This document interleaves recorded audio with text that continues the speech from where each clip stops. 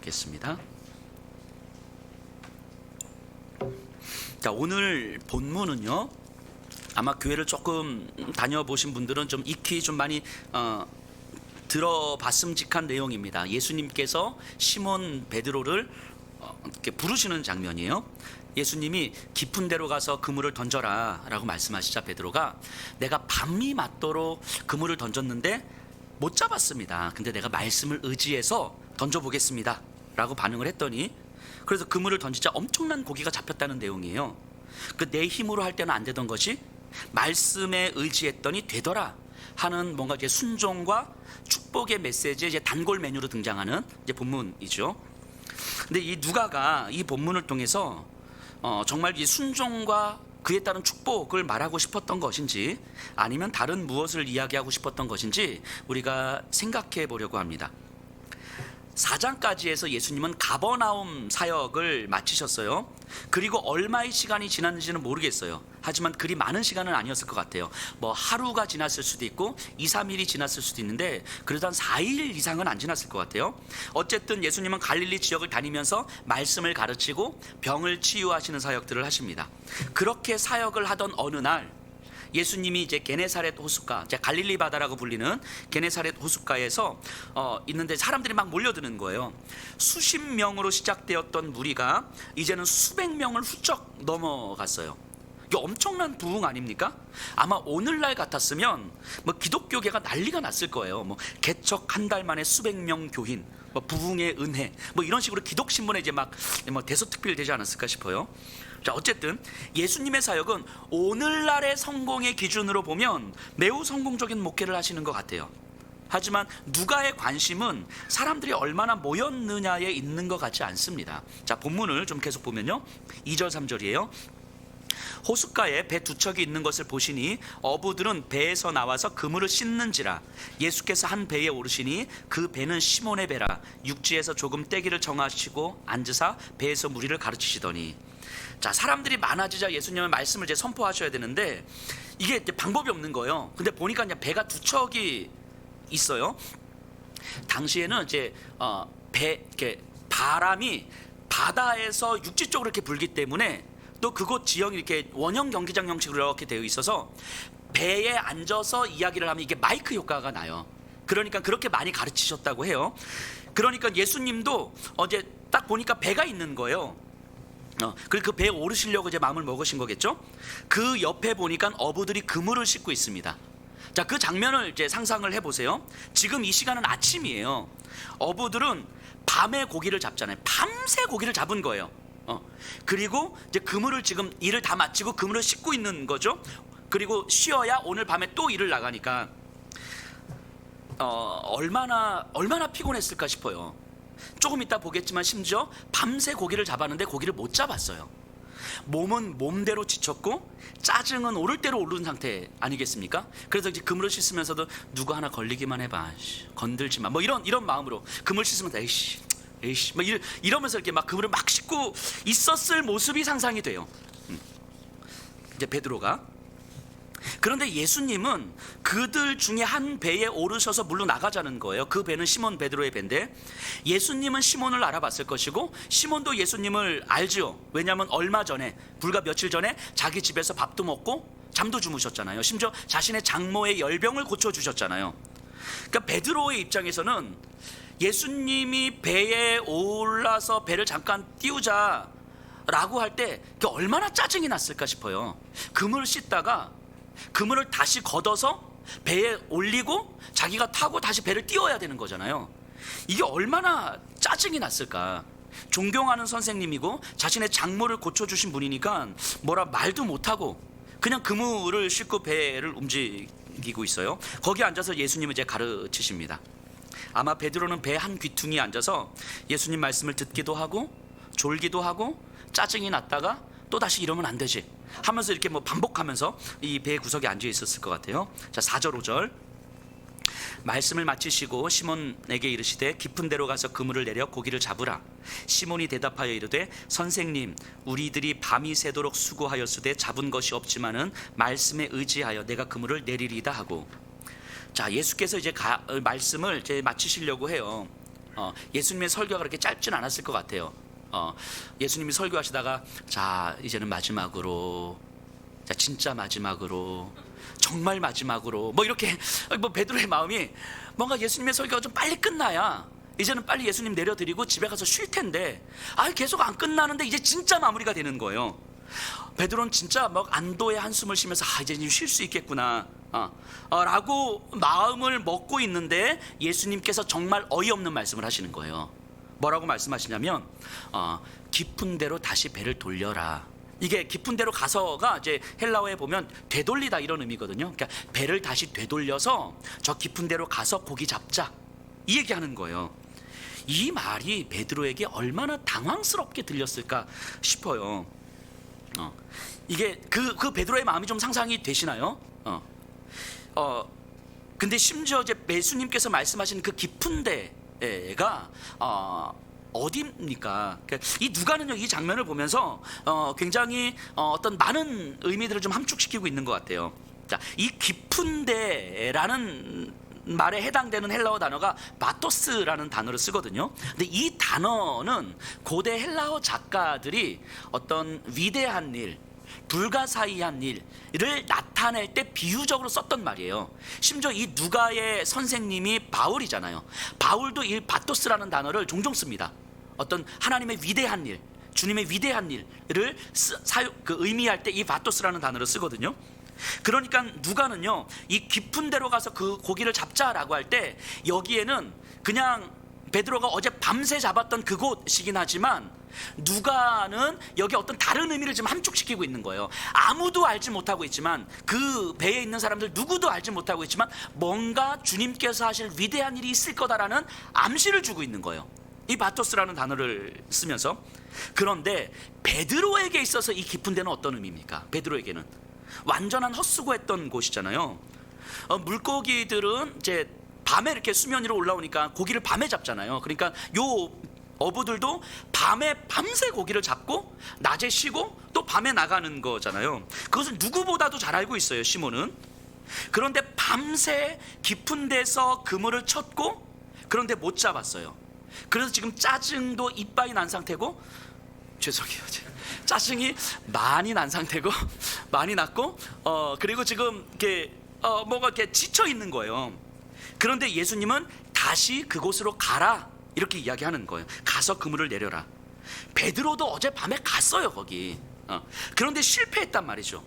그런데 예수님은 베드로가 실패했던 그곳에서 그 방법 그대로 하라고 이야기하는 거예요. 네가 실패했던 그곳으로 다시 가라. 그리고 그물을 내려라. 베드로는 알죠. 다시 가도 안 된다는 걸 알아요. 다시 가도 지금은 아침인데 고기가 없어요, 거기는. 이 전문가의 베드로 입장에서 보면 고기가 없고 그래서 안 돼. 그리고 가고 싶지도 않아. 그리고 갈 힘도 없어. 이게 베드로잖아요. 이때 베드로의 마음이 어땠을까? 저는 너무 감정이입이 되는 거예요, 이 베드로의 마음이. 말은 못하고 한숨만 푹 쉬고 있는 이 베드로의 마음. 그냥 뭔가 예수님이 말씀하시니까 뭔가 반항은 못하겠는데 뭐 이러고 있는 이 베드로의 마음이 너무 감정이입이 되는 거예요. 배에 함께 일하는 사람들 보기도 민망하고 스스로의 마음도 추슬러지지 않는 그런 상태. 마치 이런 거 아닐까 싶어요. 내가 사랑하려고 했으나 잘 안 됐던 사람, 내가 용서하려고 했으나 정말 잘 안 됐던 사람, 그래서 나는 저 사람은 안 돼라고 결론 지었던 그 사람에게 주님은 거기가 깊은 데다, 거기로 다시 가라 이렇게 말씀하시는 거잖아요. 이게 안 들리면 괜찮은데 이 말씀이 들리니까 더 미치고 환장하겠는 거죠.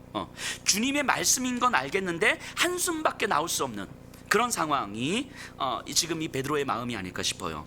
자, 예수님의 다음 말씀을 보세요. 고기를 잡으라 이렇게 이야기합니다. 자, 이 말씀은요, 네가 순종하면 고기를 잡게 될 거야 라는 약속의 말씀이 아니에요. 이 고기를 잡으라, 이게 미래형으로 쓰여지지 않거든요. 고기를 잡는 것을 사실로 선포하고 있는 거예요. 이미 이루어진 사실을 지금 선포하고 있는 거예요. 지금 아직 베드로는 깊은 곳에 가지도 않았고 그물을 내리지도 않았거든요. 그런데 여기서 예수님은 이미 고기를 잡는 것이 사실이라고 선포하고 있는 거라고요. 이 말씀을 풀어 설명하면 너는 실패했지만 그곳으로 다시 가서 그물을 던지면 고기가 잡히는 것을 너는 확인하게 될 거야. 이 얘기인 거예요. 네가 내 말을 따르면 내가 잡게 해줄게, 이런 의미가 아니고, 네가 그물을 던지면 내 말을 따르면 너는 고기가 잡히는 것을 확인하게 될 거야, 이런 의미죠. 베드로의 순종이 결과를 만드는 게 아니에요. 뭐 힘들고 어렵지만 그래도 순종했더니 고기를 잡았더라, 이런 게 아니에요. 어렵지만 그래도 말씀에 순종했더니 하나님께서 축복 주시더라, 이런 게 아니라고요.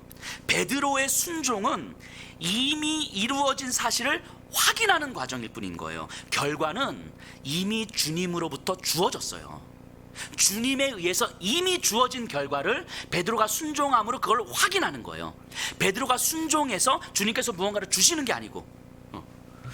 자, 누가는요, 누가복음 전체를 통해서 예수 그리스도에 의해서 이루어진 사실을 이런 방식으로 선포하는 거예요. 제자들이, 또 누가복음을 읽고 있는 당시의 성도들이 뭐 순종했더니 주님의 축복을 경험했더라, 이게 아니고, 주님께서 이미 구원을 이루셨고 주님께서 이 땅 가운데 하나님 나라의 일을 이루셨는데, 그것이 믿어지는 사람들에게 그 구원의 풍성함과 하나님 나라의 깊은 의미를 발견해가는 과정이 우리의 순종이라고 이야기하는 거예요. 우리가 순종을 해서 하나님께서 무언가를 주시는 게 아니고, 하나님께서 이미 이루신 일을 우리가 순종해 가면서 발견해 간다라는 거예요. 때로는 하나님이 우리를 버리신 것 같고 고통 가운데 우리를 홀로 내버려 둔 것 같았는데, 이 말씀이 믿어지고 말씀에 따를 때에 하나님께서 우리를 버리신 것 같았는데 버리신 것이 아니고 그 전부터 이미 우리와 동행하고 계셨던 거구나라는 사실을 다시 깨닫는 거라고요. 내가 그 순종하니까 하나님께서 멀리 떨어지셨다가 다시 나를 찾아오시는 것이 아니고, 그 전부터 이미 나와 동행하고 계셨고 나를 사랑하고 계셨다라는 사실을 다시 발견하고 깨닫게 되는 거예요. 누가가 말하는 복음이 바로 이거예요. 복음은 삼위일체 하나님에 의해서 이 땅의 구원이 이루어졌다는 소식이에요. 우리와 상관없이 하나님께서 이루신 그 소식. 그래서 하나님께서 이루신 구원은 창조주 하나님께서 전 우주적 질서를 회복하신 사건이고, 우리가 살아가는 이 세상을 회복하는 사건이고, 이 세상을 살아가는 우리를 회복하는 사건이에요.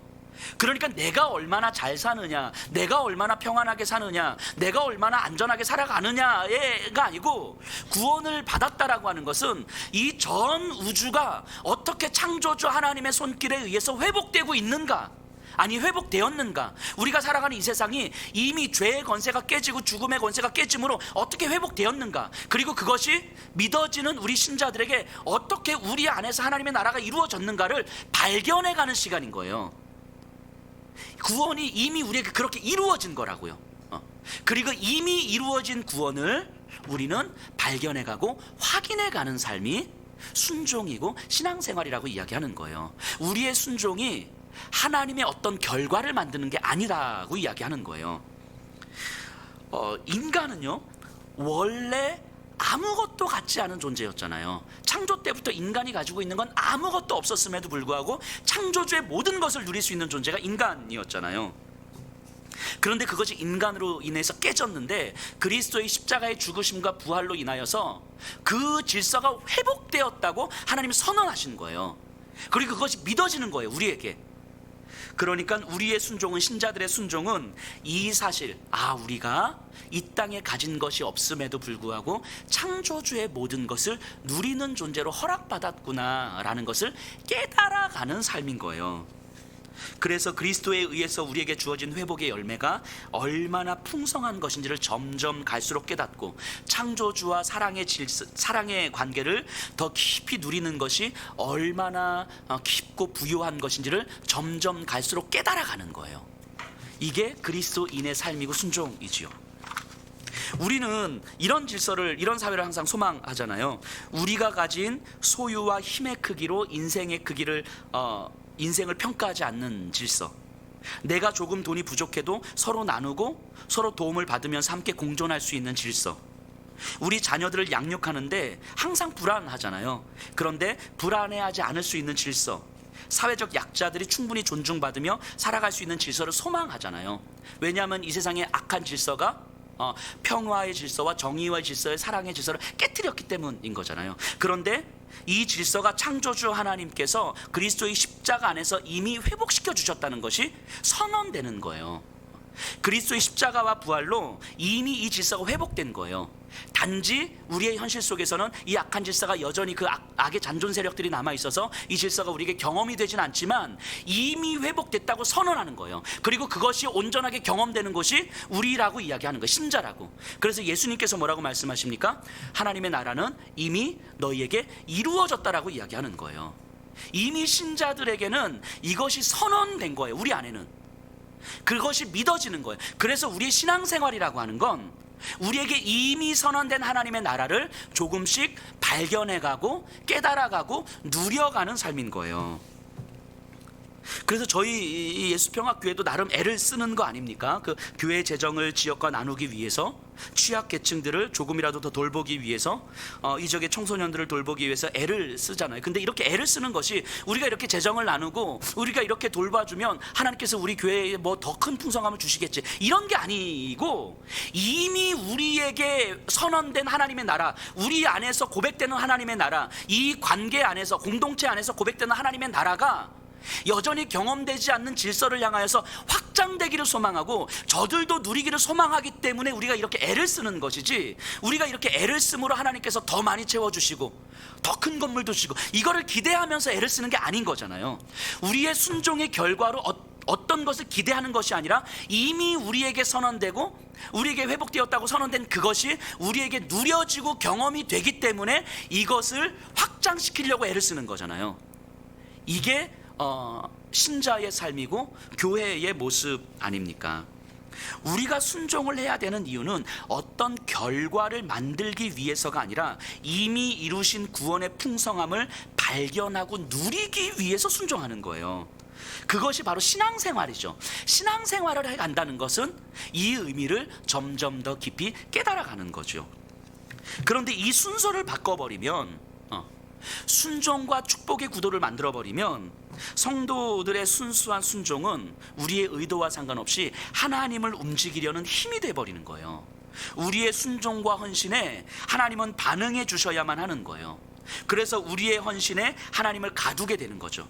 그 결과 우리가 열심히 기도했더니 하나님께서 이런 축복 주시더라, 교회를 이렇게 건축했더니 하나님께서 자녀의 축복을 주셨더라, 이런 식의 생각들이 자리 잡게 되는 거예요. 순종과 축복의 구도로 만들어버리면, 순종과 이 결과의 구도로 만들어버리면 이런 생각들을 하게 되는 거죠. 깊은 데로 가서 그물을 던지라는 말씀에 순종했더니 고기가 배 가득 잡혔더라, 이런 식의 순종과 축복의 구도는 복음을 오해하는 데서 기인하는 거예요. 예수님의 말씀을 잘못 이해하고 있는 거죠. 고기가 가득 잡히는 것은 베드로의 순종과 상관없어요. 이미 주님께서 그렇게 하시기로 결정하신 거예요. 그건 주님께서 이루신 거예요. 베드로의 순종은 그 사실을, 주님께서 이루신 그 사실을 확인하는 과정일 뿐인 거예요. 순종의 결과로 고기를 잡은 게 아니라는 거예요. 우리가 믿는 복음을 순종과 축복의 구도로 이해를 해버리면 예수님께서 이루신 위대한 구원을 우리의 인생의 크기로 축소시키는 거예요. 이게 얼마나 위험한 일입니까? 그리고 이게 얼마나 정말 하나님의 이름을 망령되이 일컫는 거예요. 하나님, 창조주 하나님께서 이루신 전 우주적 구원의 사건을 우리 인생의 크기로 만들어버리는 일이, 이게 얼마나 여호와 이름을 망령되이 일컫는 것입니까? 근데 이 본문상에서 아직 베드로는 예수님의 말씀을 이해하지 못합니다. 그래서 우리가 밤새 수고했지만 고기를 잡지 못했습니다. 하지만 말씀에 의지하여 그물을 내리겠습니다, 이렇게 반응을 해요. 이 말을 잘 보세요. 예수님은 지금 이 말을 하시기까지 계속해서 하나님 나라의 복음을 가르치셨어요. 배 위에서도 하나님 나라의 복음을 가르치셨고 베드로에게도 계속해서 하나님 나라의 복음을 가르치셨어요. 그리고 그 연장선에서 베드로에게 깊은 데로 가서 그물을 내려라 라고 이야기하는 거예요. 이제 예수님의 말씀은 고기 잡자는 이야기가 아니에요. 하나님 나라의 복음을 계속 선포하고 있는 과정이라고요. 그것을, 하나님 나라의 복음을 알려주기 위해서 깊은 데로 가서 고기를 잡자라고 이야기하는 거예요. 고기 잡는 게 목적이 아니었다고요. 그런데 베드로는 예수님의 말씀의 의미를 제대로 이해하지 못합니다. 여전히 고기 잡자는 말로 듣고 있어요. 그래서 현실의 논리로 항변을 해요. 예수님 내가 밤새 수고했는데 못 잡았어요. 그리고 지금은 고기가 잡힐 때도 아닙니다. 그러니까 굉장히 현실적이고 내 경험적인 논리로 항변하는 거, 굉장히 마땅한 논리인 거죠. 예수님도 그 현실을 모르시지 않죠. 그럼에도 불구하고 현실의 논리와 경험의 논리에 정면으로 반박하고 있는 거예요. 뭐 이런 거죠. 그래, 그것이 현실적인 것도 맞고 이제까지 너의 경험도 확실한 거 맞아. 다른 사람들도 다 그렇게 생각해. 그런데 그게 뭐 어쨌다고, 뭐 이런 거죠. 그래서 너가 그렇게 경험했고 너가 사는 세상에서 그것이 경험된다고 할지라도 나도 그 경험을 해야 되는 건 아닌 거잖아요. 복음도 그 경험 안에 가두어져야 되는 건 아닌 거잖아요. 그러니까 현실의 논리와 경험의 논리를 주님은 복음의 논리로 정면 승부하고 있는 거예요. 자, 여기서 말씀에 의지하여라는 말을 우리가 많이 오해를 하는데, 이 말씀은요, 말씀을 신뢰하여 이런 의미가 아니에요. 이 헬라어 문장에서는요, 신뢰한다, 믿는다, 의지한다 이런 단어가 하나도 들어가 있지 않아요. 이거 어떤 단어냐면 그냥 에피라는 전치사예요. 단순 전치사. 그냥 말씀에 따라 이런 거예요. 말씀하시니까 그냥 따라가는 거예요. 이런 어떤 의미 부여를 하지 않아요. 그냥 전치사 단어 하나로 표현하고 있다고요. 그러니까 이 말씀하시니까 내가 던져볼게요. 예수님 말씀이니까 거절할 수 없어서 그저 해볼게요. 이런 장면이에요. 그러니까 베드로가 예수님의 말씀을 신뢰하고 의지해서 나는 힘들지만 한번 따라보겠습니다, 이런 결단의 표현이 아닌 거예요. 그저 그냥 일상적인 문장인 거예요.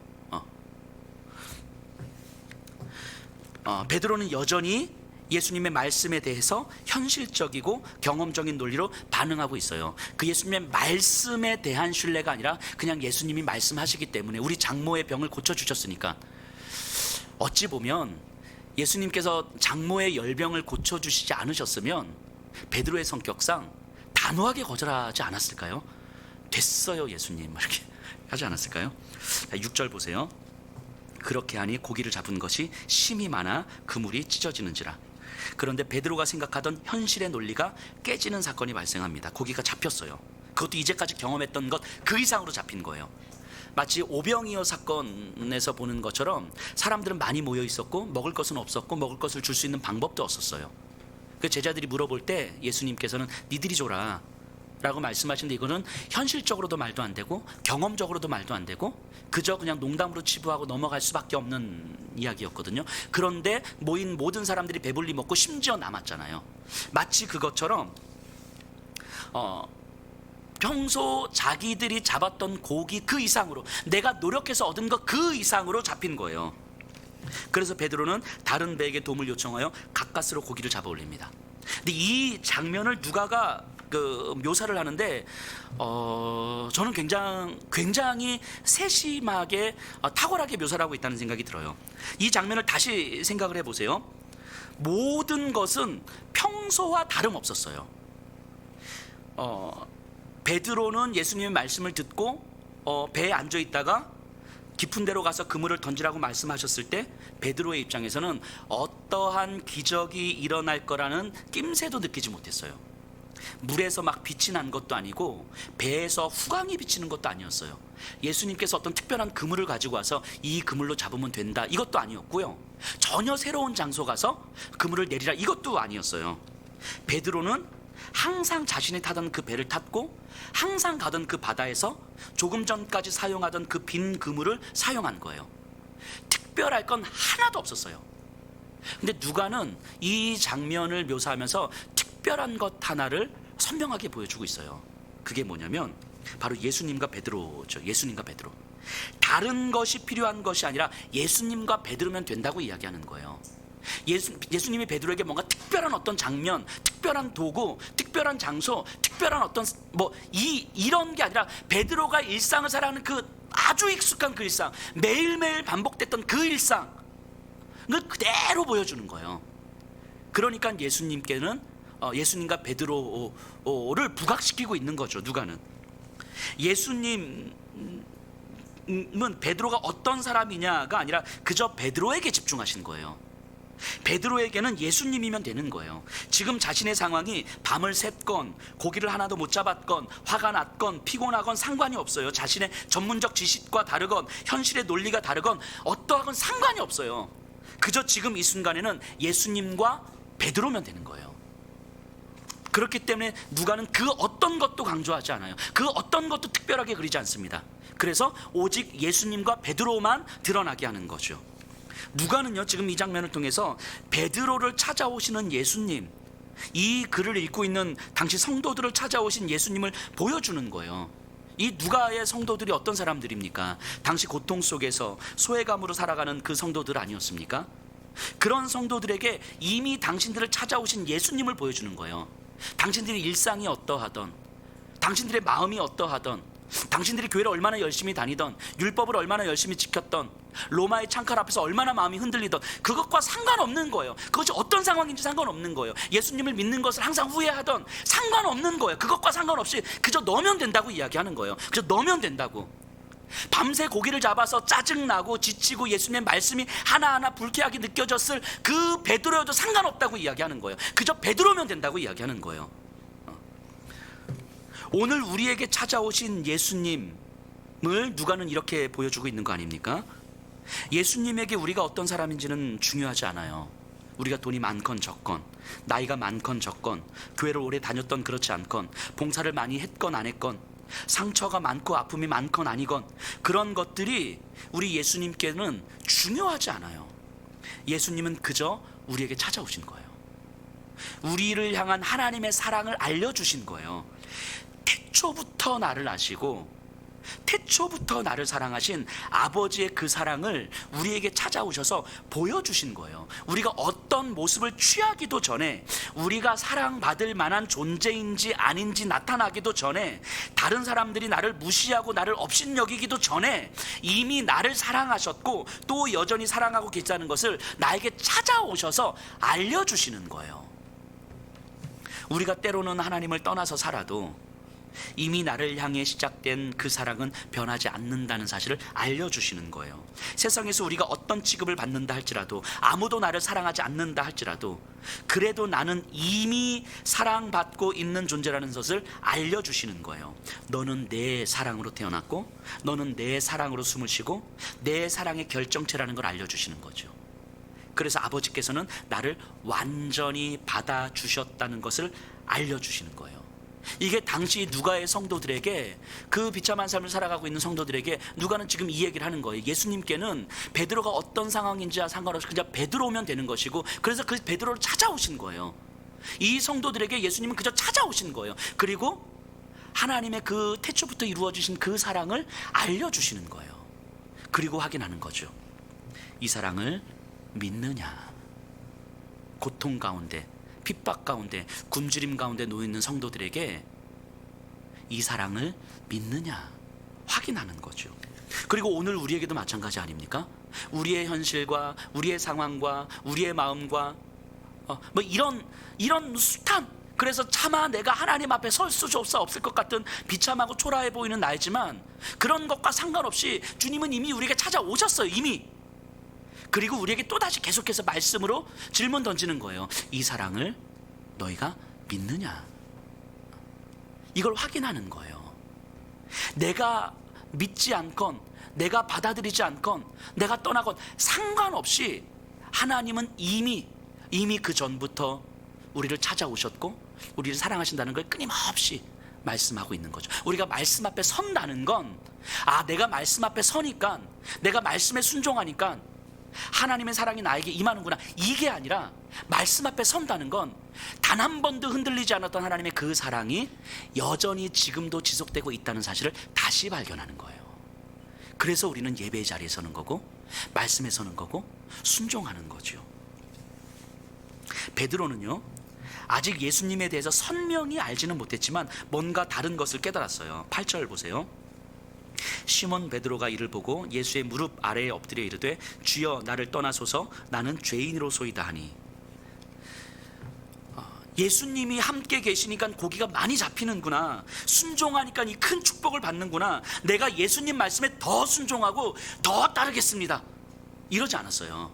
베드로가요, 가버나움 사람들처럼 자신들에게 유익하기 때문에 예수님의 말씀을 더 들으려고 하고 예수님을 붙잡아 두려고 하지 않았어요. 베드로는 뭔가 아직까지는 불분명하지만 그럼에도 불구하고 예수님은 단지 율법을 가르치는 선생님이 아니구나, 예수님은 단지 병을 고치는 기적을 일으키는 능력자가 아니구나.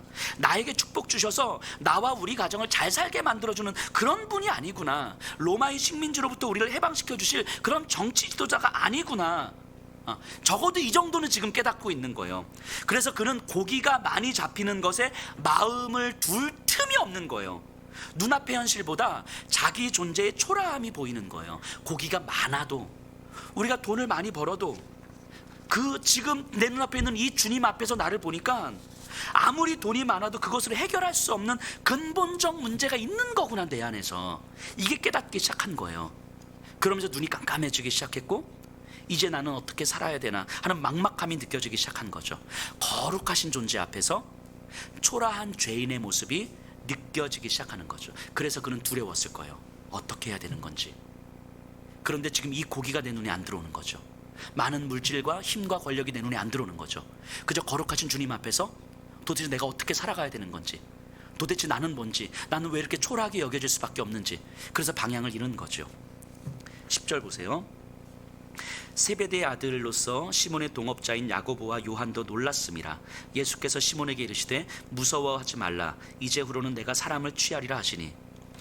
예수님은 베드로에게 두려워하지 말라, 무서워하지 말라 이야기합니다. 방향을 잃고 뭘 어떻게 해야 될지 모르는 베드로에게 주님이 그저 함께 있기 때문에 무서워하지 않아도 된다고 이야기하죠. 그리고 사람을 취하리라, 즉 네가 고기를 잡은 것처럼, 지금 고기를 잡은 것처럼 이제부터는 사람을 낚을 것이다, 이렇게 이야기를 해요. 근데 이 사람을 낚는 어부가 되라는 말씀을 우리는 목사가 되고 뭐 선교사가 되고 너무 이런 쪽으로만 연결시키는 것 같아요. 이 말씀은 맥락은 그런 의미가 아니고 뭐가 되라, 이렇게, 이게 아니라 삶의 중심의 문제를 지금 이야기하는 거예요. 삶의 중심의 문제.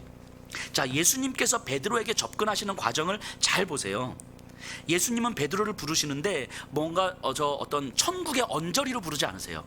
뭔가 화려하고 찬란하고 막 평화롭고 막 영광스럽고 막 이런 곳으로 딱 와서, 야, 내가 누군지 알겠어? 너 나와 함께 있으면 이 영광스러움을 경험할 거야, 이러지 않으셨어요. 예수님은 베드로에게 친숙한 고기 잡는 그 일터로 가셨고, 베드로와 함께 배를 타셨고, 베드로에게 익숙하던 그 그물과 기술을 사용하셨어요. 예수님은 베드로의 그 일상으로 들어가셔서 일상의 의미를 바꾸셨어요. 이게 주님의 부르심이죠. 전문적 지식과 오랜 경험과 현실의 논리로 충분하게 잘하는 삶은 결국 먹고 사는 문제를 넘지 못하잖아요. 결국은 조금 더 잘 먹느냐 덜 잘 먹느냐의 차이지 먹고 사는 문제를 넘지 못하는 거예요. 그런데 예수님께서 우리의 일상에 간섭해서 들어오기 시작하면 우리의 일상은 단순하게 먹고 사는 문제를 넘어서서 영혼의 문제가 되는 거예요. 구원의 문제가 되는 거예요. 하나님 아버지와의 사랑의 관계의 문제가 되는 거예요. 하나님을 사랑하고 이웃을 사랑하는 삶의 문제가 되는 거예요. 즉, 나를 따르라 라는 주님의 말씀은 내 자신의 현실, 비참함, 세상에서 위축됨, 이런 것들은 하나님의 그 사랑에 비하면 정말 아무것도 아님을 믿으라는 거예요. 내 일상에서 내가 느낄 수밖에 없는 그 초라함은 나를 향한 하나님의 사랑에 비하면 그거 아무것도 아니다. 그리고 우리의 삶의 그 깊은 데로 다시 가라는 말씀인 거예요. 나를 따르라 라는 말씀은 내 경험과 현실의 논리로는 이해할 수 없고 내가 무기력해질 수밖에 없는 그 상태에서도 내가 예수님 안에 거하고 예수님이 내 안에 거하고 있다는 사실을 믿으라는 거예요. 이게 주님의 부르심이죠. 그렇기 때문에 내 안에서 역사하시는 성령 하나님의 일하심을 인정하는 법을 배우는 거예요. 내 안에서 성령님이 어떻게 일하고 계시는지를 우리가 어떻게 인정할 것인가. 이 자연, 해와 달, 음식과 옷, 생명과 호흡, 이 모든 것들에 대한 하나님 아버지의 주권을 인정하는 법을 배우는 삶이라는 거예요. 그래서 예수님이 나를 따르라고 부르시는 것은 하나님을 우리 존재의 중심으로 모시라는 부르심인 거예요. 우리의 일상 속에서 일상의 의미를 바꾸는 거예요. 누가는요, 예수님께서 베드로를 찾아오시고 또 부르시는 장면을 보여주면서 이 성도들에게 복음이 주는 위로와 복음이 주는 힘을 지금 선포하고 있는 거죠. 그래서 고통과 신음 가운데 있는 성도들에게 이 복음은 우리에게 어떻게 하나님의 사랑을 깨닫게 하는지, 이미 우리에게 모든 것이 다 이루어진 하나님의 구원의 사건이 우리에게 어떻게 다시 깨달아지게 하는지, 발견되게 하는지를 보여주면서 그 위로를 주는 것이고, 그리고 이 세상의 질서 안에서 내가 가진 것이 없는 것 같고 위축되고 힘이 빠지는 것 같지만, 그런 것들이 하나님께서 이미 이루신 구원의 길을 걸어가는 데 있어서 아무것도 아니라는 사실을 깨닫게 되는 거예요. 그래서 이 세상 앞에서 더 당당하고 더 담대하게 살게 하는 능력인 거죠. 복음은 그렇기 때문에 성도들에게 위로가 되고 힘이 된다는 것을 선포하고 있는 거예요. 실제로 가장 무기력하고 자기 삶을 통제할 수 없을 것 같은 삶에서 가장 빛을 발하는 사람들이 그리스도인이잖아요. 왜냐하면 예수님의 십자가가 바로 그랬잖아요. 예수님의 십자가는 가장 무기력한 자리였고 자기 삶을 어떠한 것으로도 통제할 수 없는 자리였어요. 그런데 거기서 이 세상을 구원하신 하나님의 능력을 보게 되는 거잖아요. 그것을 믿는 사람들이 신자들이잖아요. 그것을 믿는 사람들이 그리스도인인 거잖아요. 그 주님을 내 구주로 고백하고 그 십자가의 사건이 나를 구원했고, 그래서 내가 구원받음으로 말미암아 창조주의 모든 것을 누리도록 허락된 존재가 우리다라는 사실을 깨닫게 되는 거잖아요. 그렇기 때문에 우리 그리스도인들은 그 십자가의 무기력함과 십자가의 통제력 상실이 이 세상에서 비참해 보이지만 실제로 비참한 것이 아니다라는 사실을 깨닫고 살아가는 사람들인 거잖아요. 그래서 무기력함과 통제력을 상실한 삶에서 가장 빛을 발할 수 있는 존재들이 우리 그리스도인인 거죠. 지금 이 코로나로 인해서 점점 더 무기력해져 가고 점점 더 불안해져 가고 점점 더 힘이 빠져가는 이 시대에 가장 빛을 발할 수 있는 사람들은 우리 그리스도인들이에요. 우리 교회라고요. 하나님을 사랑하고 그저 나에게 허락된 하나님의 나라가 조금 더 확장되기를 소망하기 때문에 더 이웃을 사랑하면서 나를 내어주는 삶을 살아가다 보면 거기서 이미 이루신 하나님의 구원의 능력이 어떠한 것인지를, 내가 돈이 없다고 해서 이 세상에서 결코 위축될 수 있는 존재가 아니다라는 사실이 점점 내 안에서 선명해지는 거예요. 그렇기 때문에 더더욱 당당해지고 담대해질 수 있는 거죠. 그런데 이런 시대에 그리스도인들마저도 뭔가 더 움켜쥐려고 하고 움켜쥐는 것이 없어서 위축되고 비참하게 여기고 살아간다면 복음은 우리에게 어떠한 의미도 없는 거잖아요. 신앙생활이라는 건 이런 거예요. 신앙생활이라는 것. 그렇기 때문에 우리가 무언가를 버리고 두려움을 버리는 것이 먼저가 아니라 우리를 향한 주님의 사랑에 이끌리는 게 먼저인 거죠. 결국 주님의 사랑의 절정인 십자가의 사랑을 내 삶의 일상에서 끊임없이 경험해가는 삶이 신앙생활인 거예요. 예수님을 따르라는 부름 앞에, 그렇기 때문에 우리는 우리의 일상에서 매우 구체적으로 십자가의 사랑을 우리의 일상에서 끊임없이 경험해가는 연습을 하셔야 되는 거예요. 아까도 말씀드렸던 것처럼 큰 선교를 해야 되고 목회를 해야 되고 완전한 헌신을 해야 되는 이런 것들에 짓눌리지 않으셔도 돼요. 저는 아직 완전히 헌신할 준비가 안 돼 있고 아직 나를 완전히 버릴 준비가 안 돼 있는데, 이렇게 이런 거에 짓눌리지 않으셔도 돼요. 그저 우리의 일상에서 우리가 경험하는 그 작은 것들로부터 십자가의 주님을 경험하면 됩니다. 자녀들에게 소리 지르지 않겠다는 그런 다짐도 좋아요. 누군가를 이제는 더 이상 험담하지 않겠다, 이런 것도 괜찮습니다. 다른 사람을 위한 작은 사랑의 섬김을 결단하는 것도 괜찮아요. 또한 우리의 일상의 작은 씨름들, 나를 무시하는 것 같은 사람들의 그 말이 상처가 될 때에 감정적으로 반응하든가, 아니면 애써 무시하고 아닌 것처럼 스스로 암시를 주면서 괜찮아 이렇게 넘어가는 것이 아니라 이 상처를 가지고 십자가의 주님을 보는 거예요.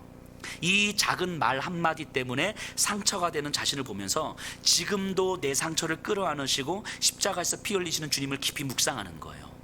이 씨름을 내 삶에서 조금씩 경험해 갈 수 있다면 내 삶의 고통과 내 삶의 고난과 내 삶의 상실감 속에서 그 십자가의 주님과 내가 이미 연결되어 있다는 사실이 들어와서 어느 순간 내 안에 평안함이 찾아지게 되는 거죠. 자신의 고통과 상처를 맞이하는 힘이 필요한 거예요. 그래서 고통과 상처, 심지어 죽음이 우리를 지배할 최종적 힘이 없다는 사실을 십자가의 주님으로부터 확인하는 거예요. 이게 주님을 따라가는 거죠. 주님의 부르심에 반응하는 거죠. 이것은 이미 이루어진 사실이고 우리에게 믿어진 것이고 이제부터 우리가 발견해 가야 할 하나님의 일인 거예요. 이 복음은 우리에게 선포되었어요. 우리에게 주어진 구원은 이런 거라고요. 근데 우리에게 주어진 이런 구원을 마치 우리 자녀들 조금 더 성공하고, 우리 건강 조금 더 챙기고, 우리 이 가정이 좀 더 경제적으로 어렵지 않고, 이런 정도로, 그래서 기도하고, 그래서 순종하고, 그래서 뭐 봉사하고, 이런 정도로 바꿔버린다는 것이 얼마나 안타깝고 얼마나 비참한 일입니까? 우리에게 허락된 이 구원과 복음이 얼마나 깊고 부요하고, 그리고 그 안에서 세상의 그 어떤 권세와 그 어떤 힘도 나를 다스릴 힘이 없다라는 사실이 내 안에서 선명하게 믿어지고 선포되는 그 삶이 얼마나 우리에게 놀라운 삶을 허락하는데, 그래서 우리의 남은 평생의 삶에서 하나님께서 이루신 구원의 그 깊고도 풍성함을 보화를 캐내듯이 발견해 가야 되는 거예요. 이것을 깨달은 바울이 이렇게 고백하잖아요. 깊도다 하나님의 지혜와 지식의 풍성함이요. 이미 주님은 우리를 찾아오셨습니다. 이미 주님은 우리를 부르셨어요. 이미 주님은 우리에게 허락하신 모든 것들을 허락하셨어요. 그리고 이미 주님은 창조주의 모든 것을 누리도록 우리를 지금 이 땅에서 살게 하셨어요. 그리고 우리는 그것이 무엇인지를 발견해 가는 삶인 거예요. 그래서 순종도 하는 거고, 그래서 말씀 앞에 서기도 하는 거고, 그래서 기도하면서 가슴도 찢어보기도 하는 거예요. 우리의 남은 평생에 그 하나님의 복음의 위로와 힘을 누리십시다. 하나님의 그 지혜의 그 부요함과 풍성함을 누리십시다. 하나님의 그 사랑의 풍성함 안에서 이 세상의 그 어떤 것도 나를 다스릴 최종적 힘이 아니다라는 사실이 선명하게 선포가 돼서 그 어떤 것에도 무릎 꿇지 않으면서도 당당하게 살아갈 수 있는 우리 그리스도인으로 우리 남은 평생을 살아가십시다. 우리 다 같이 일어나셔서 주님을 찬양.